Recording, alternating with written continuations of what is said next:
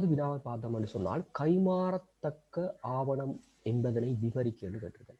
கைமாறத்தக்க ஆவணம் அல்லது சாதனம் என்று சொன்னால் பார்த்துக்கொள்ளுங்க, ஒருவர் மற்றவருக்கு கொடுப்பதன்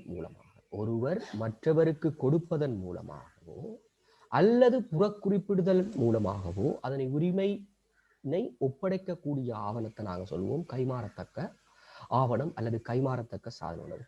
ஒரு நபர் இன்னொரு நபருக்கு கொடுப்பதன் மூலமாகவோ அல்லது புறக்குறிப்பிட்டு கொடுப்பதன் மூலமாகவோ அதன் உரிமையை இன்னொருவருக்கு ஒப்படைக்கக்கூடியதாக இருந்தால் அதனை நாங்கள் கைமாறத்தக்க ஆவணம் என்று சொல்வோம். அப்ப ஒரு நபர் மற்றொரு நபருக்கு கொடுப்பதன் மூலம் அல்லது புறக்குறிப்பிட்டு கொடுப்பதன் மூலம் அதன் உரிமையை ஒப்படைக்கக்கூடிய ஆவணம் கைமாறத்தக்க ஆவணம் என அழைக்கப்படும்.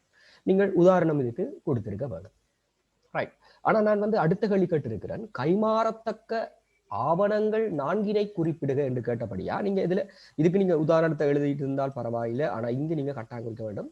நீங்கள் இதுல 4 கைமாறத்தக்க ஆவணங்களை குறிப்பிட்டால் மட்டும் போதுமானது. நாம் மேலதிக விளக்கங்களுக்காக அந்த கைமாறத்தக்க ஆவணங்களுடைய வகைகள் இங்க தந்திருக்கிறது. பாருங்க, கைமாறத்தக்க ஆவணங்களை நாங்க சட்டப்படி இனங்காணக்கூடிய கைமாறத்தக்க ஆவணங்கள் என்றும், மரபின்படி அல்லது பயன்பாட்டின் அடிப்படையில இனங்காணக்கூடிய கைமாறத்தக்க ஆவணங்கள் என்றும் நாங்கள் 2ஆக பிரிப்போம்.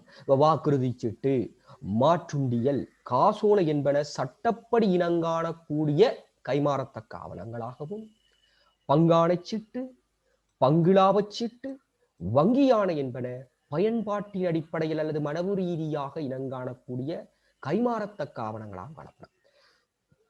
இந்த கைமாறத்தக்க ஆவணங்கள் தொடர்பாக மேலும் சில விடயங்களை நாங்கள் பார்ப்போம்.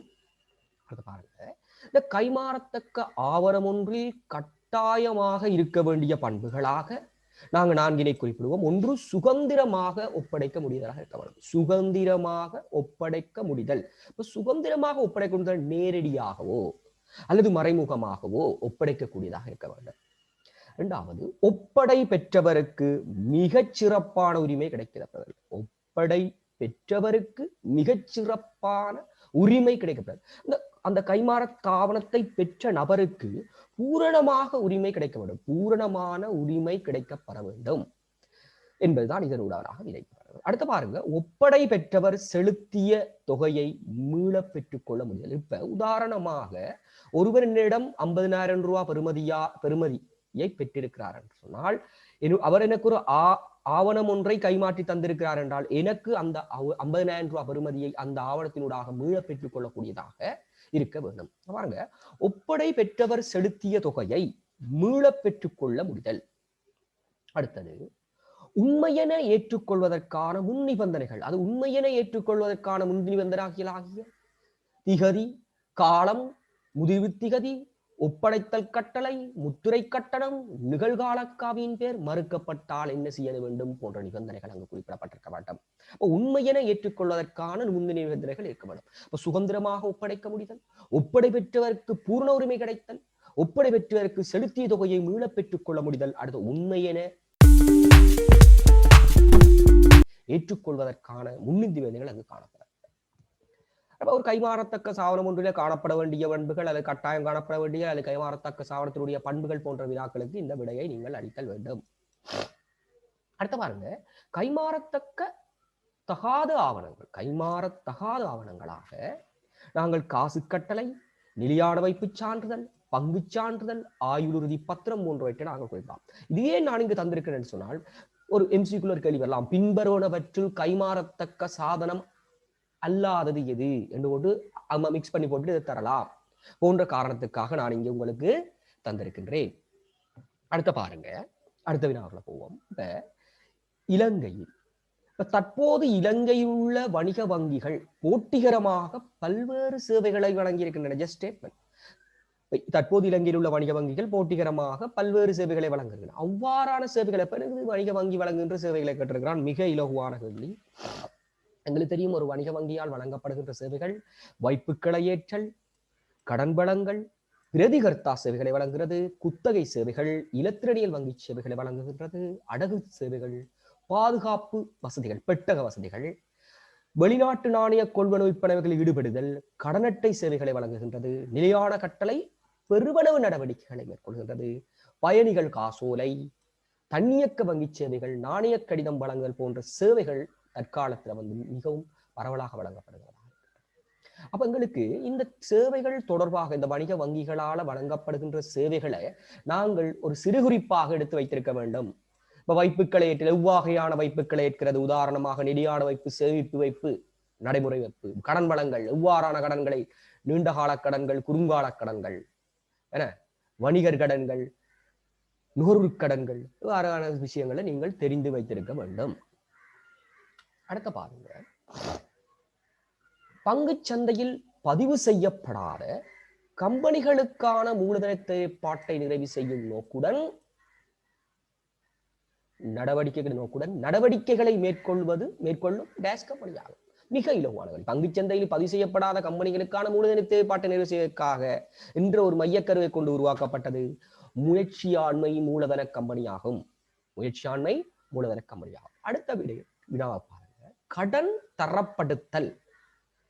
கடன் தரப்படுத்தல் என்பதனை வரையறுத்து தற்போது இலங்கையில் செயற்பட்டு வருகின்ற கடன் தரப்படுத்தல் நிறுவனங்கள் என்ன குறிப்பு? இங்கு 2 வினாக்கள் கேட்கப்படுகிறது. ஒன்று, கடன் தரப்படுத்தல் என்றால் என்ன என்பதை நாங்கள் குறிப்பிட வேண்டும். இரண்டாவது, கடன் தரப்படுத்தல் நிறுவனங்கள் இலங்கையில் தற்போது இருக்கின்ற நிறுவனங்கள் என்னை குறிப்பிட வேண்டும். முதலாவது பார்ப்போம், கடன் தரப்படுத்தல் என்று சொன்னால் என்ன அப்படியா பாருங்க.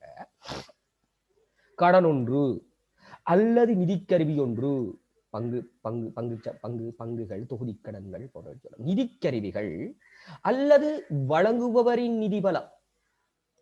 3 விடயங்கள் பாருங்க.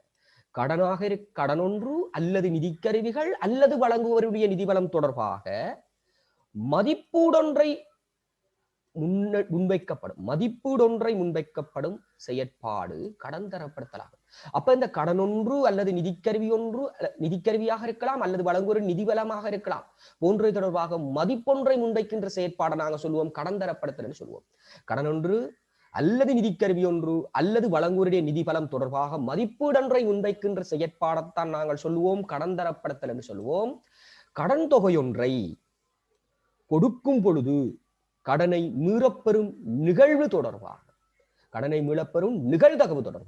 கடன் தொகையொன்றை கொடுக்கும் பொழுது கடனை மீளப்பெறும் நிகழ்வு தொடர்பாக கடன் கொடுத்தோருக்கு அல்லது முதலீட்டாளர்களுக்கு இதன் மூலம் அறிந்து கொள்வதற்கு இயலுமாக இருக்கும். அப்ப கடனொன்றை கொடுக்கும் பொழுது கடனை மீளப்பெறும் நிகழ்வு தொடர்பாக கடன் கொடுத்தோருக்கு அல்லது முதலீட்டாளர்களுக்கு இதன் மூலம் அறிந்து கொள்ள இயலுமாக இருக்கும். அப்ப கடன் ஒன்று அல்லது நிதிக்கருவி ஒன்று அல்லது வழங்குவோரின் நிதி தொடர்பாக மதிப்பீடொன்றை முன்வைக்கின்ற செயற்பாடு நாங்கள் கடன் தரப்படுத்தல் என்றும், அந்த கடன் படுத்த தொடர்பாக கடன் தொகையொன்றை கொடுக்கும் பொழுது கடனை மீளப்பெறும் நிகழ்வு தொடர்பாக கடன் கொடுத்தோர் அல்லது முதலீட்டாளருக்கு இதன் மூலம் அறிந்து கொள்ளக்கூடியதாக இருக்கும். இலங்கையிலே 2 கடன் தரப்படுத்தல் நிறுவனங்கள் செயற்படுகின்றன. ஒன்று ஃபிட்ச் ரேட்டிங் லங்கா லிமிடெட், அடுத்த ரெம் ரேட்டிங் லங்கா லிமிடெட். இது 2ஐயும் தெரிந்து தற்போது செயற்படுகின்ற நிறுவனங்களாக இருக்கு. அடுத்த பாருங்க, மத்திய வங்கியின் ஒழுங்கமைப்பு கருமங்கள் 5 பேர்களை உள்ளடக்கிய மத்திய வங்கியினுடைய ஒழுங்கமைப்பு கருமங்கள் நிதி சபையினால் மேற்கொள்ளப்படுவதுடன் அதில் மத்திய வங்கியினுடைய ஆளுநர், நிதியமைச்சருடைய செயலாளர் மற்றும் நியமிக்கப்பட்ட 3 உறுப்பினர்கள், 5 நிதிச்சபையில் இருக்கிற அந்த 5 அங்கத்தவர்கள், 5 உறுப்பினர்கள் உள்ள மத்திய வங்கி ஆளுநரால், நிதிச்சபையுடைய நிதி அமைச்சருடைய செயலாளரால், அடுத்தது 3 நியமிக்கப்பட்ட உறுப்பினர்களாக இருப்பார்.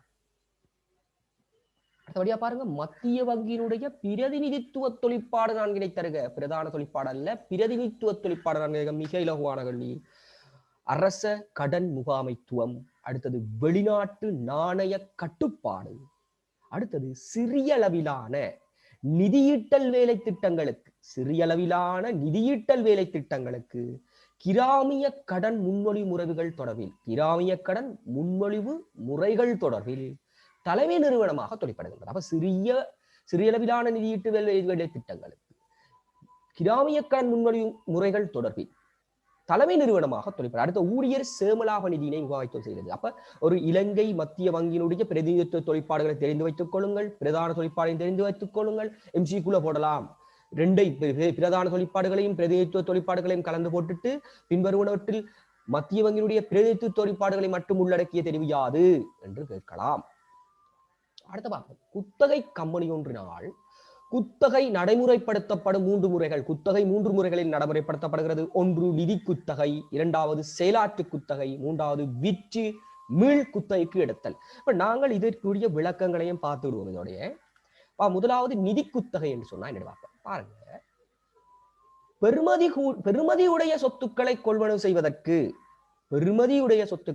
செய்வதற்கு நீண்ட காலத்துக்கு வசதி அளிக்கின்ற குத்தகையை நாங்கள் சொல்லுவோம் நிதி குத்தகை என்றும், வணிக நிறுவனங்கள் குறுங்கால நிதி தேவையான பொறியந்திரங்கள், உபகரணங்கள், மோட்டார் வாகனங்கள் போன்றவற்றை குத்தகைக்கமிடம் பெற வசதி அளிக்கும் முறை இதுவாகும். அப்ப அது நீண்டகால குத்தகை முறையாக இருக்கும். நிதி குத்தகை என்பது நீண்டகால குத்தகை முறையாக இருக்கும். செயலாற்று குத்தகை என்பது குறுங்கால குத்தகை முறையாக இருக்கும். அடுத்த இந்த வழியா பார்த்துக் கொள்ளுங்க. இந்த நிதி குத்தகை என்பது குத்தகை காலத்தில் சொத்தினை எடுத்தவரே பராமரித்தல் வேண்டும். குத்தகை காலத்தில் சொத்தினை எடுத்தவரே பராமரித்த வேண்டும். குத்தகை காலத்தில் சொத்து குத்தகை கம்பெனியால பராமரிக்கப்படும். இப்ப இங்க குத்தகை எடுத்தவரால பராமரிக்கப்படுகின்றது, இங்கு குத்தகை கம்பெனியால பராமரிக்கப்படுகின்றது. அப்ப நிதி குத்தகையில குத்தகை எடுத்தவரே சொத்தினை பராமரிக்க வேண்டும். செயலாற்று குத்தகையில குத்தகை கம்பெனி தான் பராமரிக்கும். அடுத்து பாருங்க, குத்தகை காலத்தின் பின் சொத்து குத்தகை எடுத்தவரை சாரும். குத்தகை காலத்தின் பின் சொத்து குத்தகைக்கு எடுத்தவரை சாரும். குத்தகை காலத்தின் பின் சொத்து குத்தகை கம்பெனிக்கு நாங்கள் மீள ஒப்படைக்க வேண்டும். குத்தகை கம்பெனியை சார்ந்ததாகும். அப்ப உங்களுக்கு தெரியும், நிதி குத்தகை என்று சொன்னால் நீண்ட காலத்துக்கு நிதி அளிக்கின்ற குத்தகை நிதி குத்தகையாகும். குறுங்காலத்துக்கு தேவையான பொறிகள், உபகரணங்கள், மோட்டார் வாகனங்கள் என்பவற்றை குத்தகை கம்பெனியிலிருந்து பெற்றுக்கொள்வதற்கு வசதி அளிக்கின்ற முறை செயலாற்று குத்தகையாகும். அப்ப நாங்கள் இங்கே நிதி குத்தகை மற்றும் செயலாற்று குத்தகைக்கான வேறுபாடுகளை பார்த்தோம் என்றால், நிதி குத்தகை என்பது நீண்டகால குத்தகையாகும், செயலாற்று குத்தகை என்பது குறுங்கால குத்தகையாக இருக்கும். அடுத்த குத்தகை காலத்தில் சொத்தினை குத்தகைக்கு எடுத்தவரை பராமரிக்க வேண்டும். நிதி குத்தகையில இந்த குத்தகை காலத்தில் சொத்தினை குத்தகை கம்பெனியால் பராமரிக்கப்படும் என்பது செயலாற்று குத்தகையாகும். அடுத்த குத்தகை காலத்தில் சொத்து குத்தகைக்கு எடுத்தவரை சாரும். குத்தகை காலத்தின் பின் சொத்தினை குத்தகை கம்பெனிக்கு வழங்க வேண்டும். அங்கு குத்தகை காலத்தின் பின் சொத்து குத்தகைக்கு எடுத்தவரை சாரும், இங்கு குத்தகை காலத்தின் பின் சொத்து குத்தகை கம்பெனிக்கு நாங்கள் வழங்க வேண்டும். அப்ப நிதி குத்தகை மற்றும் செயலாற்று குத்தகையுடைய வேறுபாடுகள் இங்கு நாங்கள் தெரிந்து வைத்திருக்கின்றோம்.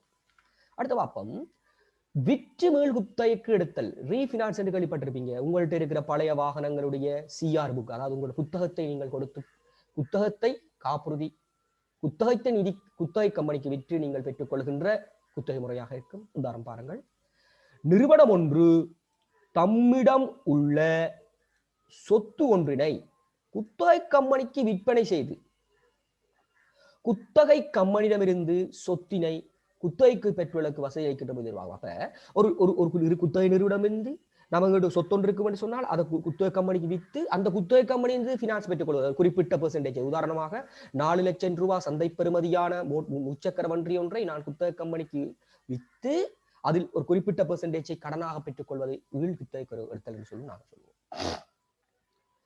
ரைட், பாருங்க, உதாரணம் தந்திருக்க. நிறுவனம் ஒன்று போக்குவரத்துக்காக பயன்படுத்தப்படுகின்ற மோட்டார் வாகனம் ஒன்றை குத்தகை கம்பெனிக்கு விற்பனை செய்து பின் குத்தகை கம்பெனி மீள பெற்றுக் கொள்வது குத்தகை பெற்றுக் கொள்ளுதல் உதாரணமாக சொல்லப்பட்டது. அப்ப இந்த மீள் குத்தகை பெறல் என்றால் மீள் குத்தகை கெடுத்தல் என்று சொன்னால் என்னென்னு தெரிஞ்சு வைத்துக் கொள்ளுங்க. அப்போ ஒரு குத்தகை கம்பெனியால குத்தகை வழங்கப்படுகின்ற முறைகளாக நிதி குத்தகை, செயலாற்று குத்தகை, வித்து மீள குத்தகை பெறுவதை சொல்லலாம். அடுத்த பாப்போம். அடுத்த வினா, இலங்கை மத்திய வங்கியின் தொழிற்பாடுகள் ஆகும். இப்ப இலங்கை மத்திய வங்கியோட தொழிற்பாடுகள் தந்திருக்கிறார்கள். மேலே குறிப்பிடப்பட்டுள்ள பிரதான தொழிற்பாடுகளை மட்டும் உள்ளடக்கியது உள்ள பிரதான தொழிற்பாடுகள் இங்கு பார்த்தோம் சொன்னால், இப்பதான் பார்த்து நாங்கள் தெரிவித்துவ தொழிற்பாடு. அரச பொதுக்கடன் முகாமைத்துவம் என்பது அரசாங்க மத்திய வங்கியினுடைய பிரதிநிதித்துவ தொழிற்பாடாகவும், வெளிநாட்டு நாணய மாற்றுக் கொள்கையினை நெறிப்படுத்த வழியா பார்த்துக் கொள்ளுங்க. வெளிநாட்டு நாணய மாற்றுக் கொள்கையினை நெறிப்படுத்தல், வெளிநாட்டு நாணய கட்டுப்பாடு. இந்த வெளிநாட்டு நாணய கட்டுப்பாடு என்பது அரசாங்கத்தினுடைய பிரதிநிதித்துவ தொழிற்பாடாகவும் இது பிரதான தொழிற்பாடாகவும் இருக்கும். அடுத்து பாருங்க, ஊழிய சமலாக நிதியினை முகாமை செய்தல் அரசாங்க மத்திய வங்கியினுடைய பிரதிநிதித்துவ தொழிற்பாடாகவும், இலங்கை சட்ட ரீதியான வெளிநாட்டு ஒதுங்களை பேணுதல் வந்து பிரதான தொழிற்பாடாகவும், சட்டப்பணத்தினை வெளியீடு செய்தல் என்பது பிரதான தொழிற்பாடாகவும் இருக்கும். அப்ப உங்களுக்கு விடை தெரியும், மிகவும் இலகுவானது DEF. அடுத்து பாருங்க, வாடிக்கையாளர் ஒருவர் பெற்றுக்கொள்ளக்கூடிய இலத்திரனியல் வங்கி சேவைகள் இரண்டினை குறிப்பிடுது. எங்களுக்கு தெரியும், உங்கள் பாட புத்தகத்தில் இருக்கின்றது வீட்டு வங்கி சேவை ஹோம் பேங்கிங், தொலைபேசி வங்கி சேவை, டெலிபேங்கிங், அடுத்து ATM, POS, point of sales, விற்பனை மையங்களில் காணப்படுகின்ற அந்த பாயிண்ட் ஆஃப் சேல்ஸ். அடுத்து ஏடிஎம் தெரியும், ஆட்டோமேட்டிக் டெல்லர் மெஷின். அடுத்த கேள்வியை பாருங்க, இலங்கையில் உள்ள நிதி நிறுவனங்கள் சில பின்வருமாறு. அப்ப எங்களுக்கு தெரியும் இலங்கையில் உள்ள நிதி நிறுவனங்களை நாங்கள் 4 வகைப்படுத்தலாம்.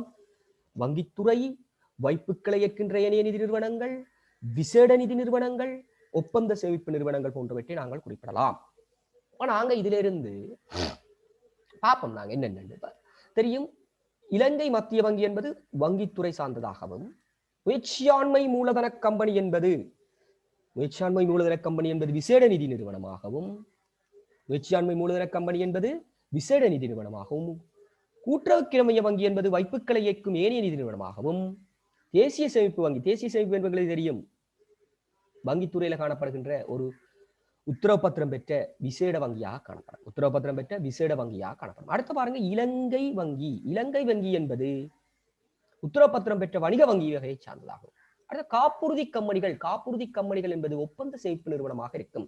அப்ப இங்க எங்களுக்கு வங்கித்துறை எங்களுக்கு தெரியும், இலங்கை மத்திய வங்கி, உத்தரவு பத்திரம் பெற்ற வணிக வங்கி, உத்தரவு பத்திரம் பெற்ற விசேட வங்கி என்ற இதுக்குள்ள நாங்கள் எடுத்தோம் என்று சொன்னால், தேசிய சேமிப்பு வங்கி உத்தரவு பத்திரம் பெற்ற விசேட வங்கியாகவும், உத்தரவு பத்திரம் பெற்ற வணிக வங்கி மக்கள் வங்கியாகவும் இலங்கை மத்திய 1, 2, 3 காணப்படுகிறது. அப்ப 3 ஆகும். அப்ப எங்களுக்கு தெரியும் முயற்சியாண்மை மூலதன கம்பெனி என்பது விசேட நிதி நிறுவனமாகவும், கூட்டுறவு கிராமிய வங்கி என்பது வைப்புக்களை ஏற்கும் ஏனைய நிதி நிறுவனமாகவும், காப்புறுதி கம்பெனி என்பது ஒப்பந்த சேமிப்பு நிறுவனமாகவும் காணப்படும். அப்ப விட வந்து 3.